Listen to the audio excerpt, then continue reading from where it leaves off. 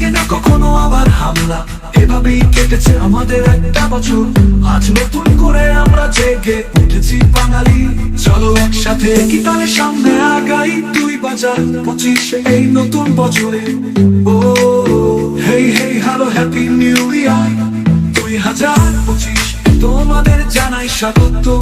ও ও hey hey hello happy new year 2025, তোমাদের জানাই স্বাগত।